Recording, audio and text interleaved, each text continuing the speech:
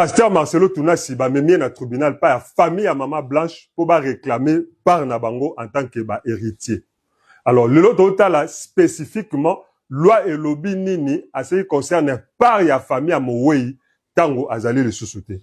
Alors tokei na oza d'abord principe à tout Pasteur Marcelo M comme Marcelo à maman blanche babalaki oza patrimoine na bango to biloko oyo bazaki nango nakati ya libala. Donc, comme maman Zahagi Souté, il fallait pas kabulation, il y a un régime, il y a communauté universelle, RCU, régime, il y a communauté universelle. Donc, Pasteur Marcelo, Yemoko, à cause de 50%, il y a biloko bazaki dans en tant que couple. Maman Blanche, donc, n'a pas naé et kozala, na 50%. Donc, maman Likamboupé et Zali Awa. Alors, ce qui toye nango sukoyo, Awa, ce qui toye nango Awa, partage et aussi à la mandengeni.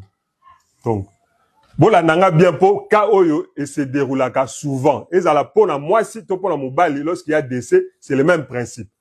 Donc, awa 1 2 3 4 bana oyo mama blanche na na pasteur bazalaki bango bakozwa 75% wala kuteyi ba nango déjà. Baoza 75% ya biloko. Baoza 75% ya biloko na part ya maman blanche. Parce que bango baza ba héritier. Awa papa tikali eza biloko na ye.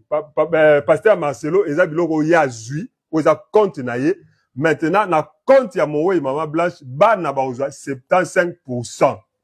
Maintenant na 25% awa ba bako non baoza 12.5. Pas nécessairement. Famille de 12.5. Pas nécessairement. Pourquoi?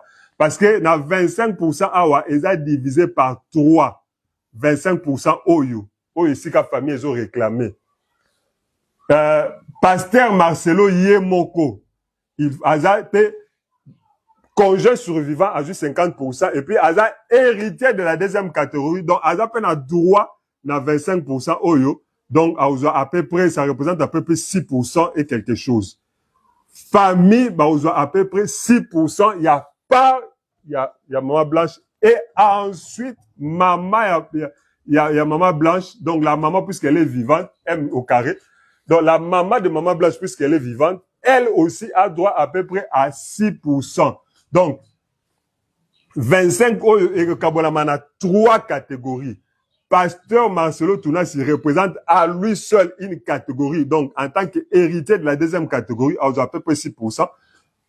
Nani, famille, donc autant que nombre bazar, à peu près 6%. Ainsi que maman, à peu près 6%. Donc, les 25 oyo et Kabulamaka, en principe, entre parents, donc les papas et maman, Yamowei, bango ba catégorie à part, ba frères et sœurs, Yamowei, bango ba catégorie à part, et puis mobalito moi si dans le conjoint survivant, il est pas à catégorie à part.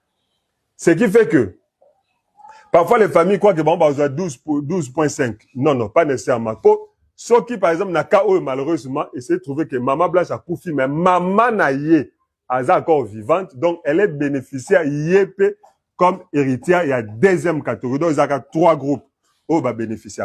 Donc maintenant 6% oyo, ils ont déjà part ya mukepo, ils ont kana part ya maman blanche. Donc ma famille va se faire tout ba fantasme sur la part ya mbongo oyo fait et revenir parce que tous les frères et sœurs n'auront droit qu'à peu près 6%, il y a pas oyo maman blanche azanango. Et déjà dans la vidéo, le pasteur avait dit que a proposé qui bango une somme, dans le bango public hein, dans l'église, il y a $250,000 et d'après l'évaluation c'était déjà beaucoup. Parce que Tobo Sanate, ouais, toujours d'après ma déclaration pasteur, une bonne partie à fortune est déjà la combo à Bana. Donc si c'est déjà la combo à Bana, c'est que ça ne fait même pas partie à patrimoine, il y a pasteur, on a maman blanche. Parce que c'est déjà la part des enfants et ça, ce n'est même pas un héritage. Donc, ceux qui sont parents, bah, déjà directement au nom des enfants. Donc, ce n'était pas la propriété des parents pour qu'ils aient l'héritage, puisque c'est déjà les biens des enfants. Alors, donc, Ezakaka Oyo, Ezalaki seulement la combo ya pasteur Marcelo na maman blanche, ils ont considéré comme étant leur patrimoine commun. yango ne eko faire objet ya dissolution à régime matrimonial et donc na part ya maman blanche ne partage ya héritage ne eko salama. Ce qui fait que les familles peuvent avoir entre guillemets de mauvaises surprises, taux de déception, taux se faire une mauvaise idée sur la fortune ya mutu. Moi je connais des gens oyo biloko na ngeza déjà na komba bana. Donc à oza ngo belé matière né déjà na komba bana. Donc sur ça sous-souté, vous risquez de vouloir réclamer ce qui en réalité appartient déjà aux enfants. Donc la famille va se faire idée que notre joie autant, mais en réalité bon on a bien autant. Donc voilà. Donc famille pe ya moué ba famille ba ndeko botika ko réclamaka, la loi veut que botika ko réclamer au-delà de ce qui vous est dû. La loi veut que mutu na mutu a se débrouiller et puis mutu na mutu a joie pona kobomba pona bana na. Merci. À la prochaine. Sur une vidéo, il s'appelle sur partager en haut, liker et abonner.